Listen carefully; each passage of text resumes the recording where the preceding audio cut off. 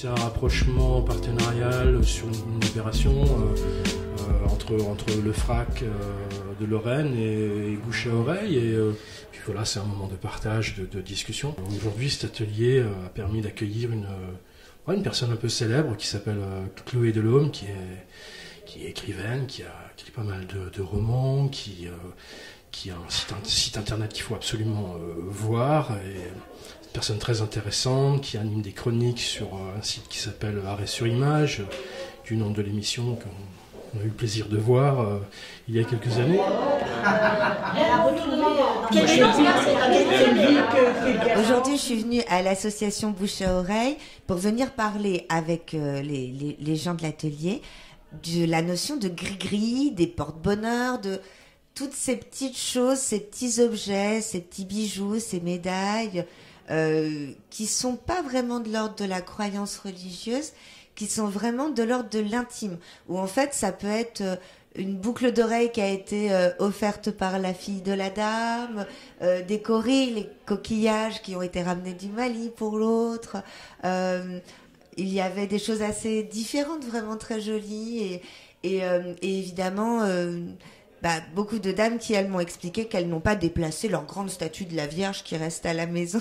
Donc en fait, ça permet aussi d'avoir une discussion sur ce que c'est que le rapport vraiment personnel à la croyance du porte-bonheur, et de leur montrer qu'il y a aussi des choses qui sont identiques chez eux tous dans le rapport, et que c'est au-delà de leur rapport parfois commun à la foi, et puis aussi parce que moi je travaille sur la notion de magie et politique actuellement dans un livre en cours et à travers des ateliers que je mène dans des problématiques un petit peu plus un petit peu plus intello, on va dire, et je trouve ça super important du coup d'avoir au même titre que je fais des lectures assez régulièrement, de venir voir une population à laquelle c'est cet atelier de tricot avec tout ce petit monde, c'est pas des gens qui vont venir dans une bibliothèque où moi normalement en tant qu'écrivain un peu pétasse parisienne, j'ai pas accès.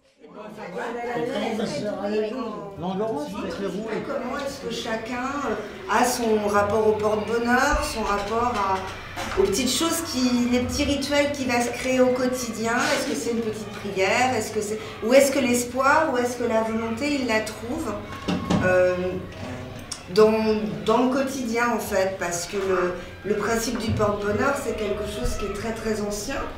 Et en même temps très personnel. C'est souvent un objet fétiche qui vous a été offert, ou alors que vous avez pu fabriquer. Ça, c'est ma fille qui me l'a offert. Au lieu de m'en offrir deux, elle m'a offert une. Alors, Est-ce qu'il y en a que vous avez donné à des gens, à des amis en porte-bonheur? Non. Ah, c'est les vôtres, c'est juste les vôtres depuis le début. C'est toute ma fortune.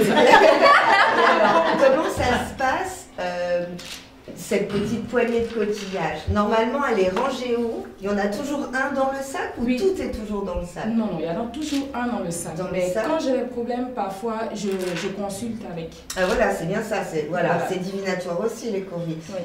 Et les couleurs qui sont utilisées, elles correspondent en partie à des couleurs qui sont intégrées. Oui, c'était vraiment très, très intéressant. Ne serait-ce déjà pour apprendre les gris-gris des autres personnes, leurs souvenirs, et puis après par la présentation de la laine et le petit cours d'histoire était très intéressant, pour moi en tout cas. Listening to steady rain, I turned to touch the shadows of